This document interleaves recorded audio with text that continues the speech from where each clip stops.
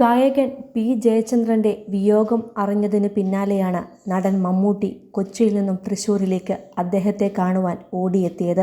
നടൻ മോഹൻലാലും എത്തുമെന്നാണ് പ്രതീക്ഷ. എന്നാൽ അദ്ദേഹം ജ്യേഷ്ഠനെ പോലെ സ്നേഹിച്ചിരുന്ന മനുഷ്യൻ കെ.ജെ. യേശുദാസ് ഇപ്പോഴിതാ ജയചന്ദ്രനെ അവസാനം നോക്കു കാണാൻ കഴിയാത്തതിൻ്റെ ഹൃദയം നുറുങ്ങുന്ന വേദനയാണ് യേശുദാസ് പങ്കുവച്ചിരിക്കുന്നത്. അദ്ദേഹത്തിൻ്റെ വാക്കുകൾ ഇങ്ങനെയാണ്: വാക്കുകൾ നഷ്ടമാകുന്ന വേദനയിലാണ് ഞാൻ.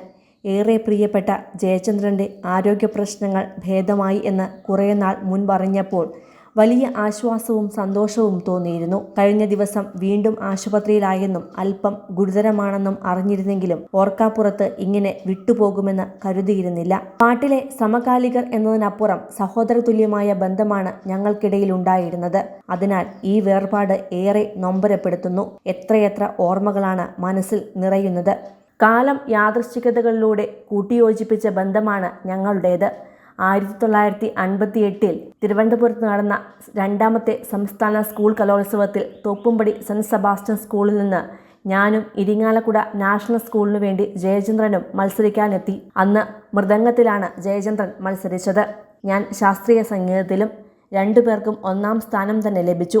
സമാപന ചടങ്ങിൽ 1-ാം സ്ഥാനക്കാർ അവരുടെ പ്രകടനം കാഴ്ചവെക്കാനെത്തിയപ്പോൾ എൻ്റെ പാട്ടിനൊപ്പം മൃദംഗം വായിച്ചത് അന്നുവരെ ഒരു പരിചയവുമില്ലാത്ത ജയൻ. അവിടെ തുടങ്ങുന്നു കാലം കരുതിവെച്ച ഞങ്ങളുടെ സൗഹൃദം. പിന്നീട് ഞങ്ങൾ സിനിമാരംഗത്തെത്തുമെന്നും ഒരേ കാലത്ത് ഒരുമിച്ച് പാടുമെന്നും അന്ന് സ്വപ്നത്തിൽ പോലും കരുതിയിരുന്നില്ല. കുട്ടിക്കാലത്തെ ആ പരിചയം തുടർന്നു കൊണ്ടുപോകാൻ അന്ന് സാഹചര്യം ഉണ്ടായിരുന്നില്ലെങ്കിലും കാലം ഞങ്ങളുടെ ബന്ധത്തെ വീണ്ടും കൂട്ടിയോജിപ്പിച്ചു. ജയചന്ദ്രന്റെ സഹോദരൻ സുധാകരനിലൂടെയായിരുന്നു അത്. ഞാൻ സിനിമയിലൊക്കെ സജീവമായി ചെന്നൈയിലേക്ക് ചേക്കേറിയ കാലത്ത് സുധാകരനും പാടുമായിരുന്നു. അങ്ങനെയാണ് ഞങ്ങളുടെ സൗഹൃദവും രൂപപ്പെടുന്നത്. എൻ്റെ ഗാനമേളകൾക്കും റെക്കോർഡിങ്ങിനുമെല്ലാം പലപ്പോഴും സുധാകരനും കൂടെ വന്നിരുന്നു. സുധാകരനെ കാണാൻ ജയചന്ദ്രൻ മദ്രാസിലേക്ക് വരുമ്പോഴാണ് ഞങ്ങളുടെ സൗഹൃദം വീണ്ടും ആരംഭിക്കുന്നത്. എൻ്റെ പാട്ടുകളിൽ ജയന് ഏറ്റവും പ്രിയപ്പെട്ടത് താമസമെന്തേ വരുവാൻ എന്നതായിരുന്നു. അത് എത്ര കേട്ടാലും മതി വരില്ലെന്ന് പറഞ്ഞിട്ടുമുണ്ട്.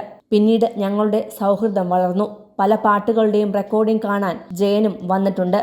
പിന്നാലെ ജയനും പിന്നണി ഗാനരംഗത്തെത്തി. ഞങ്ങൾ രണ്ടുപേർക്കും തിരക്കായതോടെ ആദ്യകാലത്തെ പോലെ ഇടയ്ക്കിടെയുള്ള കൂടിക്കാഴ്ചകൾക്കൊന്നും പിന്നീട് സാഹചര്യം ഉണ്ടായിരുന്നില്ല. പക്ഷേ സഹോദരതുല്യമായ ആ സ്നേഹം ഒരിക്കലും കൈമോശം വന്നില്ല. തിരുവനന്തപുരത്ത് ആദ്യമായി നടന്ന സംസ്ഥാന സ്കൂൾ കലോത്സവ വേദിയിൽ നിന്ന് ആരംഭിച്ചതാണ് ഞങ്ങളുടെ ബന്ധം. അതേ തിരുവനന്തപുരത്ത് മറ്റൊരു സംസ്ഥാന കലോത്സവം കൊടിയിറങ്ങിയതിനു പിന്നാലെയാണ് ജയൻ വിടവാങ്ങുന്നത്. ഓടിയെത്താൻ കഴിയാത്ത ദൂരത്തായതിനാൽ മനസ്സുകൊണ്ട് പ്രണമിക്കാനേ കഴിയുന്നുള്ളൂ. ജയന്റെ ആത്മാവിനു വേണ്ടി പ്രാർത്ഥിക്കുന്നു, പ്രണാമം എന്നാണ് യേശുദാസ് പറഞ്ഞത്. കൂടുതൽ സിനിമ, സീരിയൽ, ചാനൽ വാർത്തകൾക്കും നിങ്ങളുടെ പ്രിയപ്പെട്ട താരങ്ങളുടെ എക്സ്ക്ലൂസീവ് അഭിമുഖങ്ങൾക്കുമായി സബ്സ്ക്രൈബ് ചെയ്യാൻ മറക്കല്ലേ.